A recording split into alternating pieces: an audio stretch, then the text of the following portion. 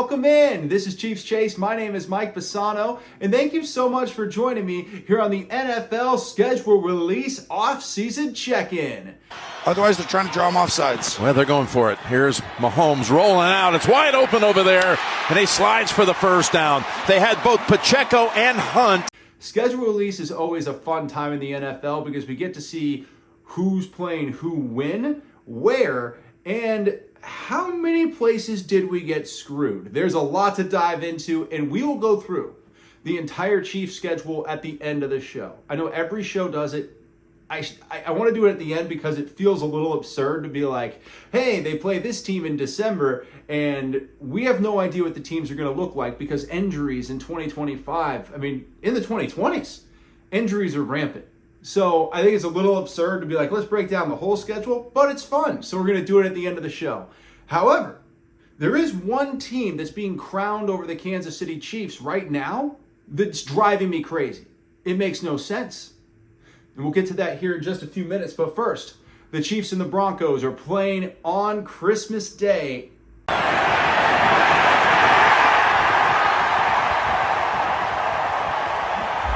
I think the Chiefs should just get Christmas. Think about everything the Chiefs have done for the NFL. Everything the Chiefs have brought to the NFL. A dynasty to replace the Patriots. A villain to replace the Patriots and replace Tom Brady. A team that everybody watches because they just want to see them lose. Taylor Swift and Travis Kelce. That plays a factor here, right? Taylor Swift, I think Gracie Hunt, Clark Hunt's daughter, she said that I think after Taylor Swift came on, they saw an increase of like 30 to 40% of fans for the Kansas City Chiefs, and most of those being female. That is a huge deal for the NFL because even if they're just watching for Taylor Swift, let's say out of the 30 to 40% increase, 5% actually become legitimate football fans. Well, that's a really huge break for the NFL. A league that since Roger Goodell took over in 2006, they've been trying to get that female demographic. Oh, man. Hats off a bit to Roger.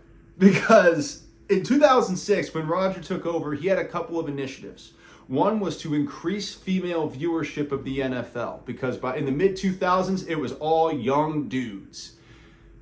And then his next step was to increase the game's visibility internationally. And I thought that was the stupidest idea. I'm like, look, Europe doesn't want you, Roger. But it's worked, right? We've seen the games in Germany. They support those games incredibly. The games in London are good. They always do, Ireland, they always do a good job of international games. Mexico City, hit and miss. But for the most part, a lot of great international games. So as much as we boo Roger Goodell, as much as we dislike things about Roger Goodell, he has undeniably increased the visibility, the profitability, and the power of the NFL.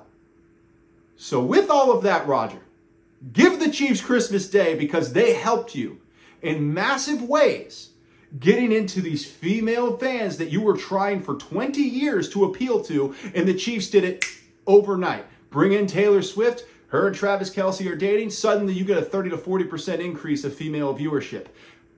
That alone, and that's disregarding the fact that the Chiefs gave you a dynasty after the Patriots for everyone to hate. All of those things give the Chiefs a little bit something back, which would be Christmas game every year. That should belong to the Kansas City Chiefs, and the ratings for the Chiefs on Christmas dominate everything else on Christmas. So keep giving them that. Keep giving them that game. I hope that happens. I know it's on the table. I know the Chiefs have asked for it, but I just really hope Roger Goodell sort of wakes up and says, "Okay, Chiefs, Christmas, we're doing this thing every year," because that could be a really good staple for the NFL. One more thing, as far as the bandwagon, or as far as Travis Kelce and Taylor Swift, there's engagement rumors. I mean, I don't know that like a lot of people probably don't care about that, but what I will say is the amount of eyes on the Chiefs this year, if in fact Travis Kelce and Taylor Swift are engaged, and they decide to make that announcement before the season begins, Oh, man. The Travis Kelce Taylor Swift farewell tour, that's going to be unbelievable. The numbers are going to be through the roof. Everybody's going to hate the Chiefs even more than they already do. I can't wait. I hope it happens. Oh my God, I hope it happens. Please let the Travis Kelce Taylor Swift engagement/farewell tour happen this year, just because I know how much it's going to upset every other fan base. And that makes me happy in my heart. Because I love when other fan bases get so ticked off at the Chiefs. How many of them are so happy about the Super Bowl? They can't stop talking about it. They can't stop. Lose one game.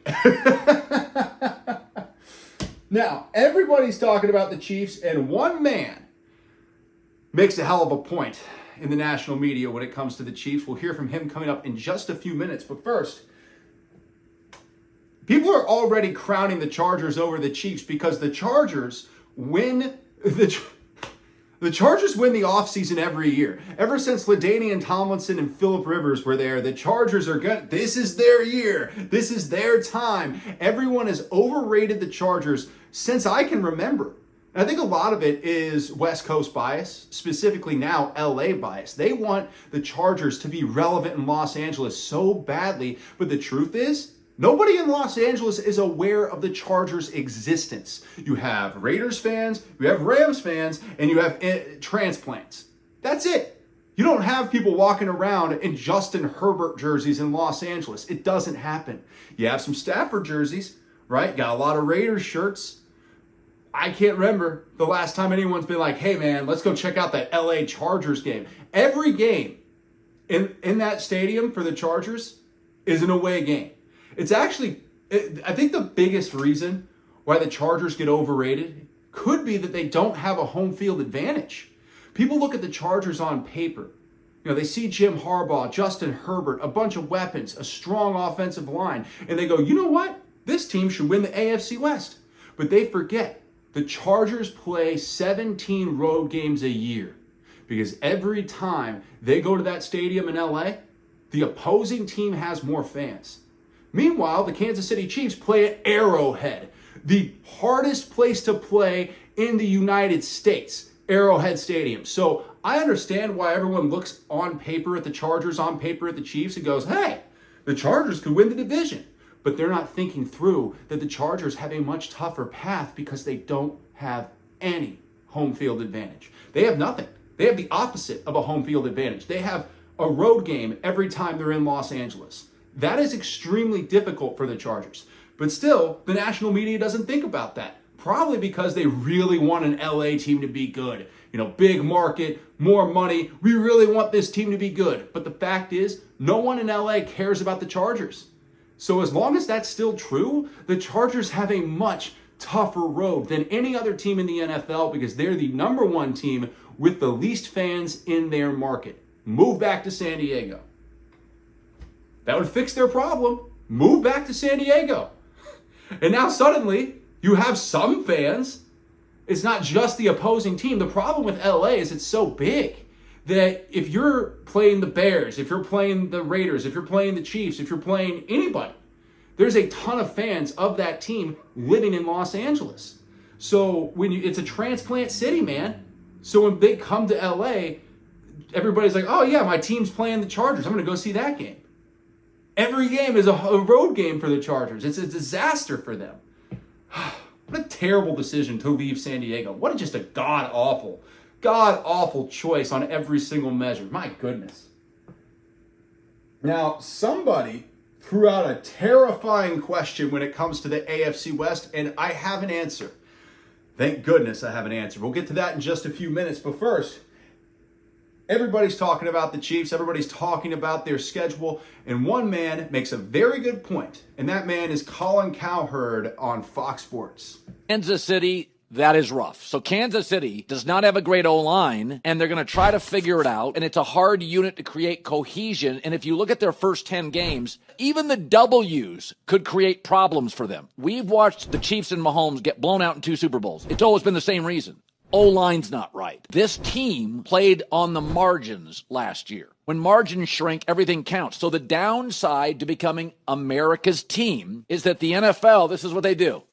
But Colin's not wrong. It is a murderer's row early on in the season for the Kansas City Chiefs. And when you have a unit that's still going to be finding itself at that time, and a quarterback that is aging, is not quite as mobile as he once was, yeah, that's a concern. To pretend it's not a concern would be ignorant. It would be me lying to you.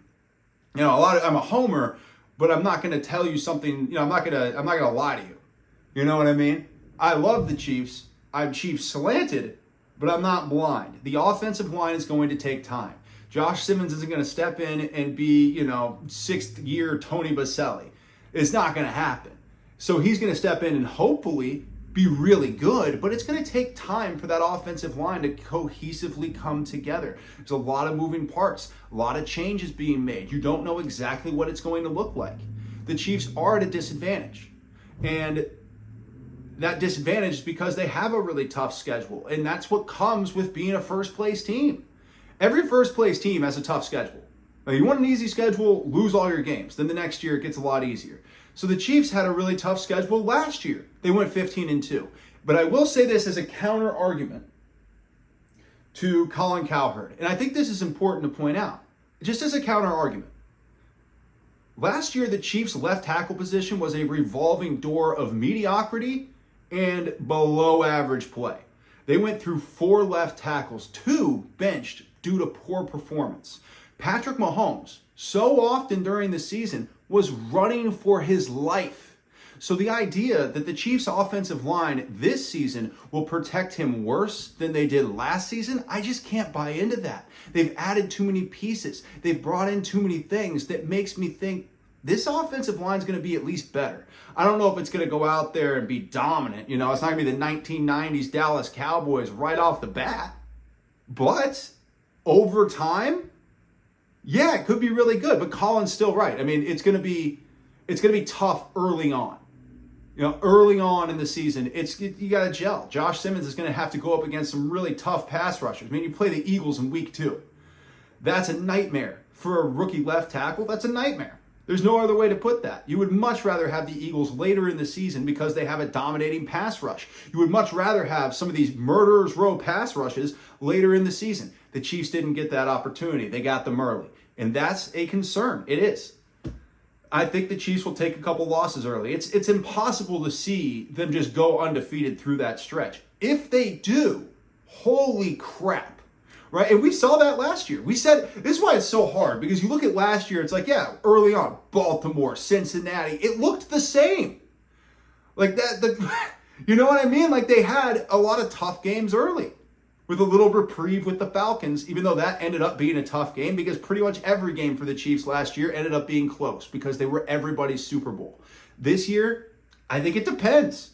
I think teams will get up to play the Chiefs, but not like they did last year. Last year was an unbelievable season. To go 15-2 with that kind of target on your back, attempting the first three-peat in the history of Super Bowls? Come on now. When you're attempting the first three-peat in the history of Super Bowls, yeah, people are coming for you.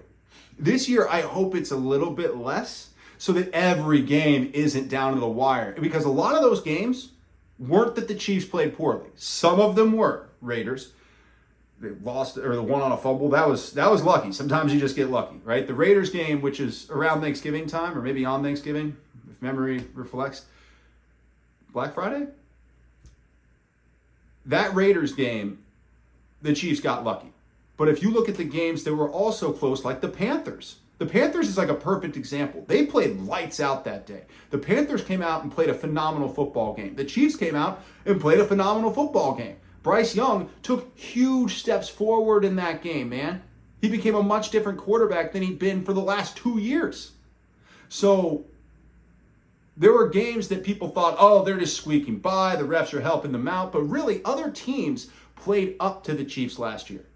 Will that happen again this year? I hope not. I mean, if it was up to me, every team would overlook the Chiefs. I miss those days. I mean, I don't miss those days because that was before the Super Bowl, but, you know, you get what I mean. The days where people were like, oh, the Chiefs are okay, and then the Chiefs would come in and crush them. 2018, pretty sweet year. But after 2018, people saw them coming. That's just how it goes. It's the NFL, baby. Now, The most notable Chiefs fan in media made an amazing point as to why the Chiefs' tough schedule that we just discussed early on in the season might not be that big of a problem. We'll hear from him coming up here in just a second. But first, somebody threw out a terrifying question, and I have the answer. The question was, can Tom Brady play for the Raiders? Because that is a terrifying idea.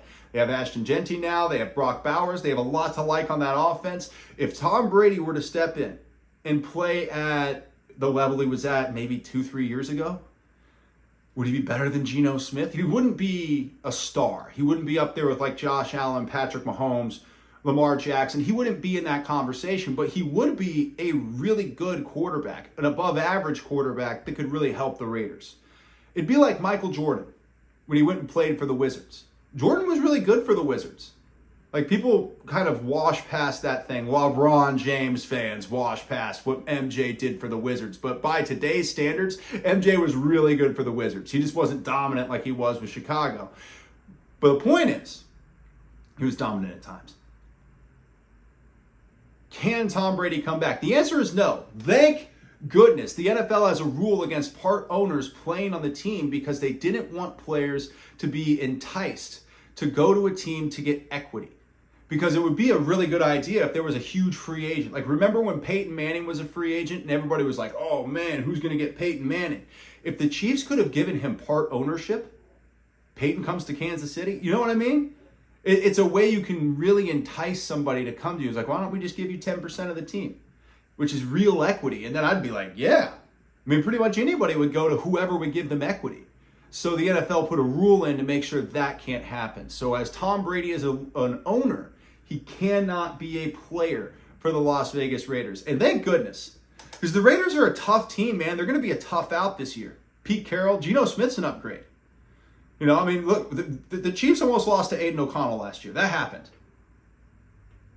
The Raiders always get up to play the Chiefs. And by the way, back in the day when the Raiders were better than the Chiefs always got up to play the Raiders. So that's just how that rivalry works. Chiefs-Raiders, almost always, you're getting the best shot from both teams. So with Geno Smith and Pete Carroll coming in, along with Ashton Genty and a bunch of other weapons, yeah, the Raiders are a team to worry about. The whole AFC West is to worry about. The Broncos, I think, are the most dangerous team in the AFC West. They're like the most under-the-radar killer you could imagine. They have Sean Payton. Sean Payton is a championship caliber football coach who will do anything, whatever it takes to succeed. We know that about him. And then they have Bo Nix. How good was he last year? And frankly, with his personality and the way that he carries himself, I don't see much of a sophomore slump coming for Bo Nix. I think Bo Nix is even better this year. So yeah, the Broncos to me are probably the biggest threat in the AFC West. Everyone wants to crown the Chargers. The Broncos have a great home field advantage. We've all been to Mile High. They're crazy. So yeah, there's a real possibility here that the Broncos are one of the best teams, if not the best team in the AFC West. It's there. I have the Chiefs. I think most people, if you're smart, you have the Chiefs at the top. You should have the Chiefs at the top. But the Broncos are nipping at the heels, man. They are nipping at the heels. So, lots to discuss when it comes to the AFC West going forward. And by the way, I thought about this. I go, that whole thing about equity and not allowing owners, like you can't let Tom Brady play for the Raiders. Because I'm a Chiefs fan, I think it's a great rule. If I were a Raiders fan, I'd be like, this is fascism. That's all it is, fascism. Welcome to America, where we just label things based on our feelings. That's what I just did.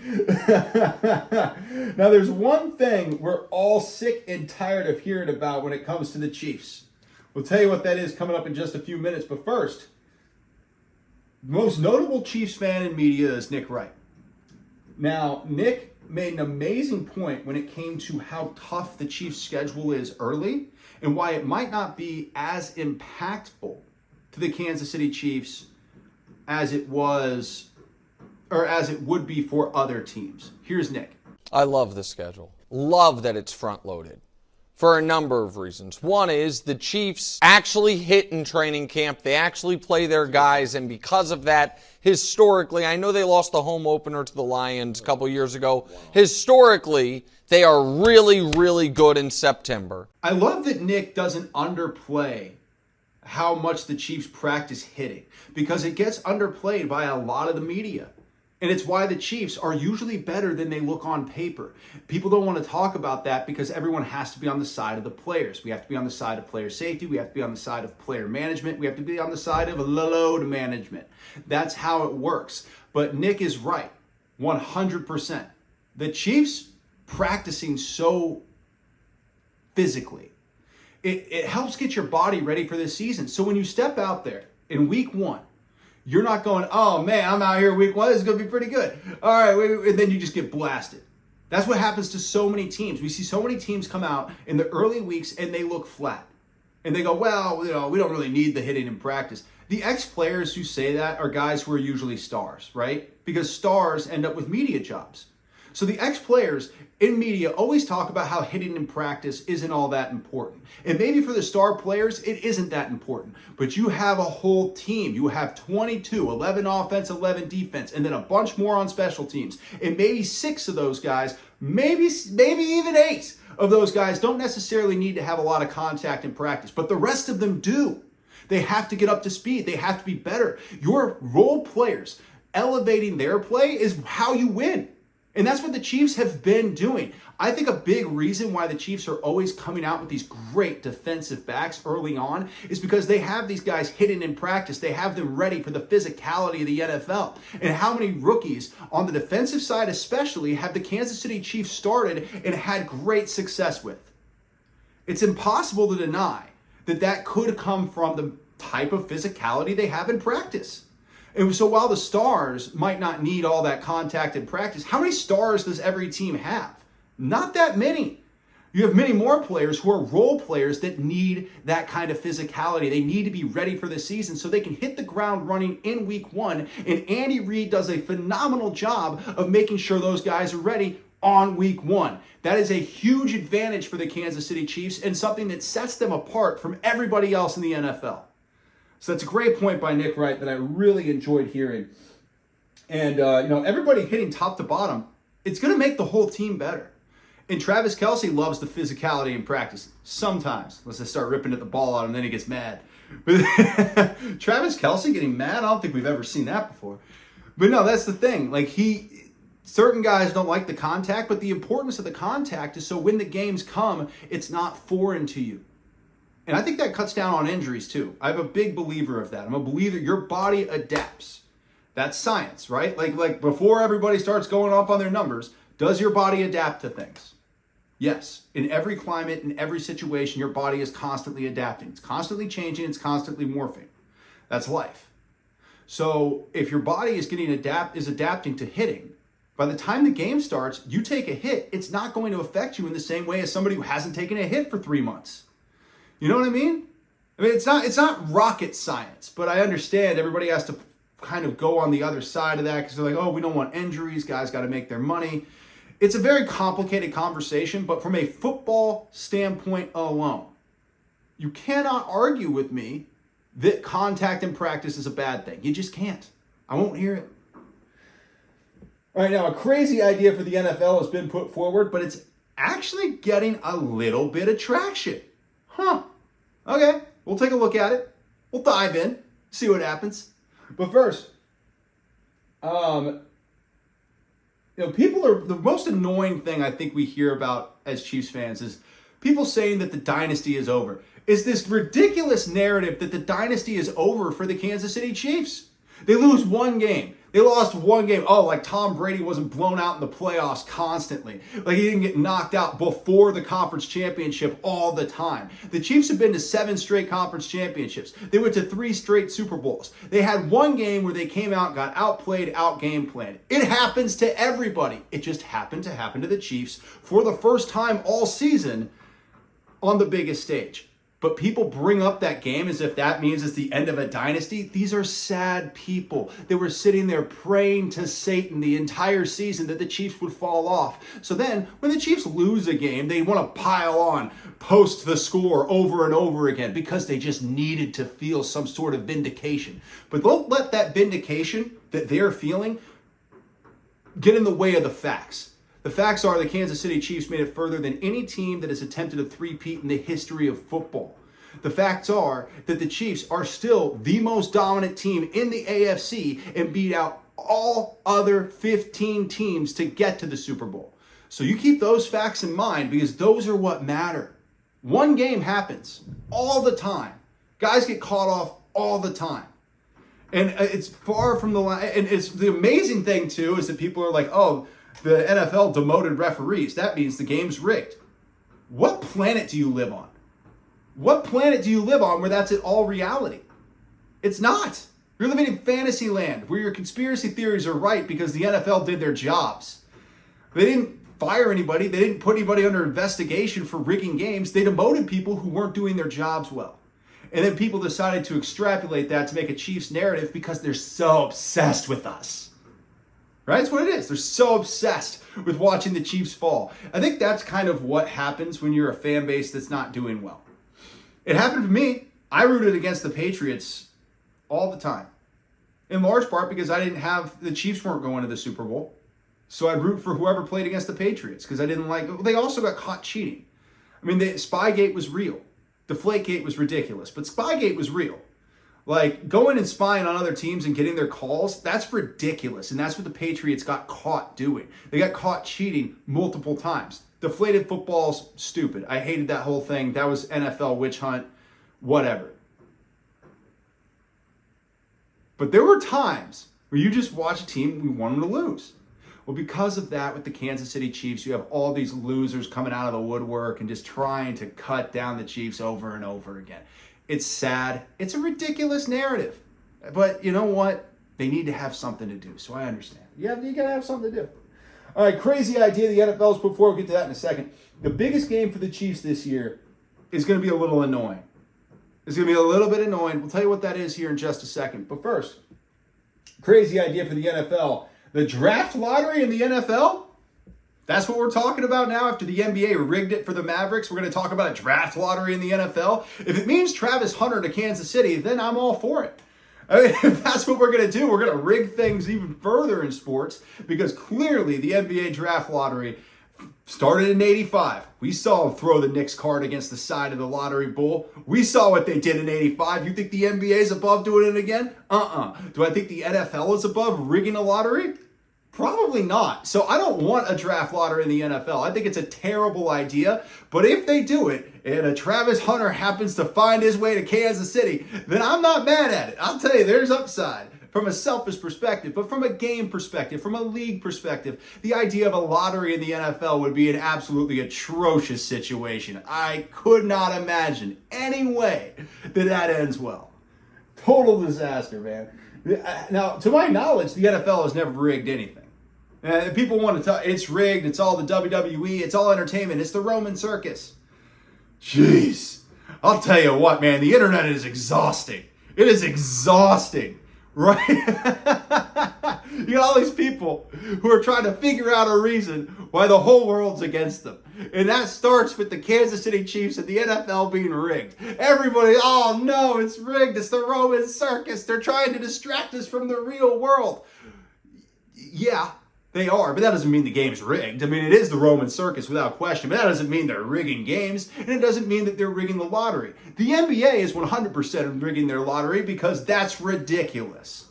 But the NFL isn't rigged. We have no proof of that, except for bitter fan bases that just want the Kansas City Chiefs to lose. So no, the NFL isn't rigged, but yes, the NBA draft lottery is 100% rigged. I'll say that, where's my proof? I don't need it. The odds are so heavy, like the statistics are so heavy in the favor of rigged, and every single part of the story works so masterfully that it's like, no, I don't need evidence. It's rigged. You see it, you know it, it's rigged. Oh. Now, one player for the Chiefs who could make an immediate impact and take a veteran's job on week 1. It's an interesting concept. We'll get to it here after we talk about the Chiefs' full schedule. The most important game is always the next game. So when I say the most important game, I mean Friday, September 5th, the opener, Chargers, Brazil on YouTube.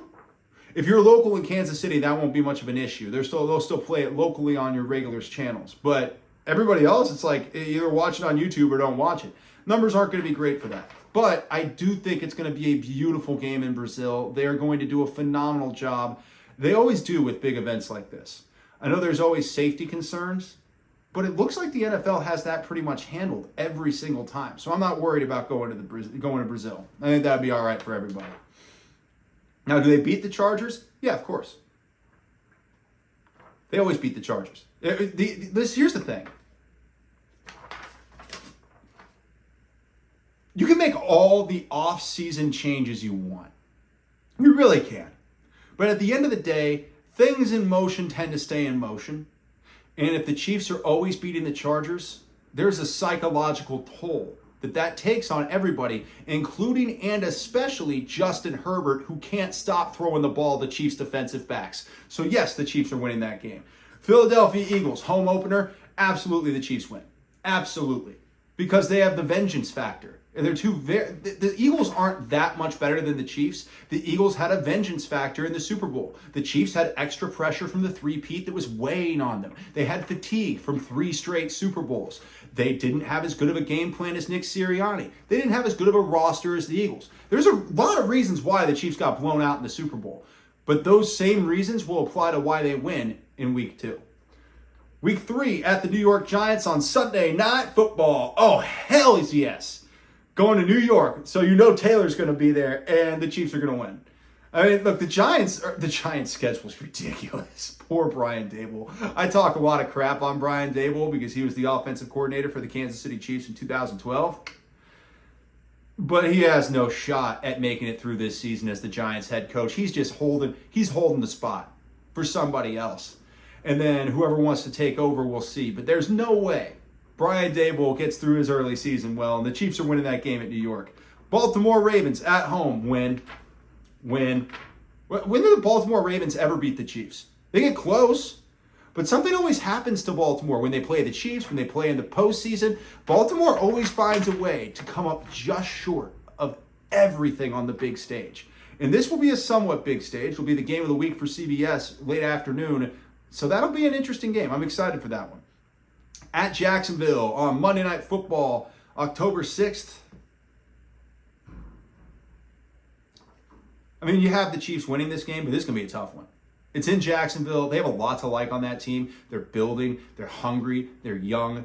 And the Chiefs will be coming off of the Baltimore Ravens with the Lions coming up next. Is that a trap game? Absolutely. While I still have the Chiefs winning it, I'm circling the Jacksonville Jaguars as a potential pitfall. Of course you have to. It's in between the Ravens and the Lions. 2 huge games that you're looking at as marquee matchups. And then in the middle, you have at Jacksonville. But for Jacksonville, it's the Chiefs at home. Monday Night Football, ESPN/ABC, baby. So you got to think of it in those terms. Jacksonville's going to be ready for that game. That's going to be a big game. Like, that's going to be hard. I'm telling you. Don't sleep on that Jacksonville game. Lions at home Sunday night. Honestly, if it's in Detroit, I call it a Lions victory. But it's in Kansas City, and I know Arrowhead's going to be rocking on Sunday Night Football on NBC. Everybody's going to be fired up, and the Chiefs are going to win that game. On to the Las Vegas Raiders at home the next week. That's a potential loss too. The Raiders are going to be better. And coming off the Detroit game that's going to be really intense on Sunday Night Football, you got to get up to play the Raiders on a noon kickoff. Again, there are a lot of factors other than just roster. It's in like coaching and stuff. It's so interesting that people don't talk enough about these factors. Because it's the NFL. Everybody's good. So there's a lot of factors around that kind of dictate these games. That Raiders game has another pitfall game. Because coming up the next week is a Monday Night Football showdown at home against the Washington Commanders and the brilliant Jaden Daniels. So that is a huge game. And I think it's going to be a barn burner. We might see a Daniels-Mahomes just absolute shootout, which would be awesome. I'm telling you. Like, you remember that game, Monday Night Football? Everybody remembers this game. Rams Chiefs 2018, Goff, Mahomes, awesome game. Just an awesome game. I think we could see something very similar with the Commanders coming to town on October 27th. And then it's at the Buffalo Bills. The Bills will win because they always win in the regular season. Then when the Chiefs see the Bills again in the postseason, the Chiefs will win. Like I said, things in motion tends to stay in motion. So I would feel weird. The Chiefs are 1-4 against the Bills in regular season matchups with Josh Allen and Patrick Mahomes. Chiefs are 1-4 in the regular season, 4-0 in the postseason. So why wouldn't I expect the same exact thing to happen here? They're going to go to Buffalo and get beat on November 2nd. It's going to suck. Everybody's going to chirp. The Chiefs are going to have to live with that through a bye week. And then they're going to go to the playoffs and beat the Bills again. But after that bye week, the Chiefs have the Denver Broncos. That's a win. Andy Reid coming off a bye. The Broncos are a great team. It's going to be a really tough game.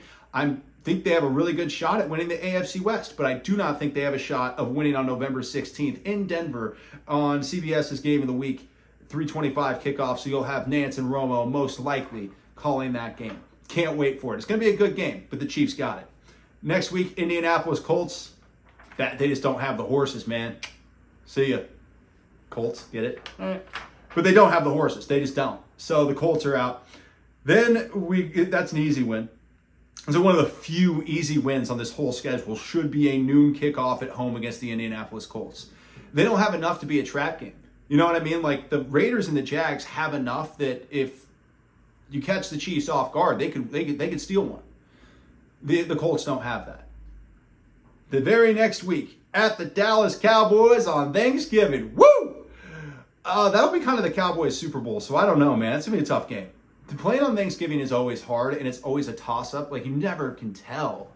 Like, it's weird. Holiday games are always different because it's such a different mindset for every player. You're kind of wanting to be with your family, but you're happy to be playing. You get to have a long week the next week, so there's a lot of upside to it, but it's still a holiday. You wish you were with your family. So holiday games are tough to call. They're just tough to call. But I have the Chiefs beating the Cowboys. Absolutely. Dak Prescott, by November, Dak Prescott's always a disaster. Dak Prescott's really good in September and October. Then something happens. I don't know what it is. Something happens. He either gets injured, he gets banged up, something goes on, and Dak's just not Dak anymore. Highest paid quarterback in the NFL, by the way. Yikes. Next week will be a Sunday night football. God, so much primetime. It's crazy. It's crazy. Sunday night football against the Houston Texans at home. That's going to be a crazy game. That is going to be because the vengeance factor for the Texans. They're so ticked off about last season. You have no idea. Like, if you have any Texans fan friends, I've never stopped hearing from them. They are so ticked off. Like, you got handed the game. You're like, you gave up 8 sacks and scored 12 points. Shut your ass up. Like, stop it. Stop it. DeMeco Ryans like, well, we knew it was going to be us against everybody because you're playing against the Kansas City Chiefs. You gave up 8 sacks and scored 12 points. Shut up. Ridiculous. I hate the Texans. DeMeco Ryans has made me legitimately loathe the Texans. The way they handled giving up 8 sacks, scoring 12 points, and losing in a divisional round game in Kansas City last year legitimately ticked me off. Or last January. Legitimately ticked me off. Like, I hope they crush the Texans. All right, the next week, at home, LA Chargers, December 14th. It's tough. I mean, it's a December game, and a lot of this is going to depend on injuries. Where are the Chargers at this time? Where are the Chiefs at this time? It's going to be a tough one. I'll take the Chiefs over the Chargers always because that's what they do, but that is going to be a tough game. The next week, December 21st, at the Tennessee Titans. All of this is going to depend on Cam Ward and his development over his first season in the NFL. Now, if you watch this show, you know that I am a huge Cam Ward fan. I think Cam Ward's going to revolutionize the Tennessee Titans. I think he's going to change things in the NFL. He has every bit of tool you want. If it weren't for Shedeur Sanders, everyone would be talking about Cam Ward. He is that good. But because Shedeur Sanders hits so much traction in the media, oh my gosh, Shedeur Sanders goes and visits a school and it's front page news. He gets so much traction on social media, so much traction everywhere that Cam Ward's kind of been forgotten. I think that's actually working to his favor. So that's going to be a tough game if Cam Ward develops the way that I think he will. And then the last 2 games, Broncos, Raiders. Broncos on Christmas Day. I think it's tough to win at home on Christmas Day. I think it's really hard. The Chiefs had that Christmas Day game a couple years ago against the Raiders, and it was an absolute catastrophe. And then they go on the road against Pittsburgh, crush Pittsburgh. So I think the road team has a huge advantage on Christmas Day, man, because you don't wake up with your family. You wake up with your teammates in the hotel, ready to get down to business. If you're the home team, your kids, everything, you have to have Christmas morning, you have to do all that stuff. And it's like, yeah, I understand that it's early in the morning. You still have plenty of time to get ready for the game. But if you compare that to waking up in a hotel room, eating with your teammates, getting fired up for the game, you're working on stuff while the opposing team is opening Christmas presents with their kids. So I think that's why the home teams on Christmas always struggle. The Chiefs struggled 2 years ago. The Steelers struggled last year. And I think the Chiefs will probably struggle and lose the game against the Broncos because it's at home. It's very tough to win on Christmas at home. I really believe that. And then the Raiders, last game, Chiefs will win that one. Yeah, Chiefs might lose at home against the Raiders this year, but I think they go to Las Vegas and crush in Week 17. Unless, same thing that happened last year, right? The Chiefs are already solidified in a playoff spot. They can't go up, they can't go down, so they go ahead and rest the starters. That's very possible, too. That's why I don't like doing the schedule breakdown. Check that. I like doing it. I don't want to say I don't like doing it. I like doing it, but I see the absurdity in it. You know, the absurdity of like, well, let me tell you what's going to happen on January 3rd of 2026. For all we know, the Raiders could have like half their team on the IR by that time. This is 2020's NFL. Everyone's on the IR all the time. So it's really tough for me to buy into like, let's break down every single game going through December into early January of next year like we know who's going to be on the field. That's ridiculous. But we do it because it's fun. So I'm glad you did it with me, and I hope you enjoyed it. I really do. Now, here's the thing we were going to discuss. One player who might, we'll wrap the show up with this. One player who might be returning punts and kicks very soon. Remigio was solid last year, right? He took Sky Moore's job. But I don't know that we can point to Remigio or Sky Moore and be like, well, that's the guy, right? We don't know. So Jalen Royals has a very interesting opportunity to maybe make waves early in his career by being a punt and kick return specialist. Sky Moore, Remigio, they did okay, but they didn't do enough to solidify themselves to where people would think it's crazy if they're not starting in week 1. If Jalen Royals hits the training hard, really hones his skills as far as a punt returner and kick returner, he absolutely could be starting by week 1. And that would be, I think, a really nice thing for the Kansas City Chiefs if someone would just step in and take that role. Nobody's done it. Not since Tyreek Hill has anyone stepped into the Kansas City Chiefs and taken that punt returner, kick returner role. And I think Jalen Royals has a shot to do it. I hope he does. Or somebody does. Step in. That's an open spot. And it's a very important spot. So if somebody steps in and takes that role, that's the best case scenario for the Kansas City Chiefs. And if it is Jalen Royals, I think his ceiling goes up dramatically. I would love to see it. And that's all we got. Hey, thank you so much for joining me. This has been Chiefs Chase, another off-season check-in. I hope you had fun. I had fun with you. And I'm always having such a good time with you guys. And this means the absolute world to me. So as always, thank you so much. Please like and subscribe, share, tell people about it if you can, because I love doing this show. I'll do this show for 3 people for the rest of my life. I don't care. But I would love to have as many of you with me as possible. So please help me, because obviously I don't have this huge budget. So please help me if you can. And share, tell somebody about the show. Word of mouth is pretty much all I have. So thank you guys for everything. And thank you so much for listening and going on this journey with me. Have an amazing week. Have an amazing weekend whenever you're listening. And I will see you very, very soon.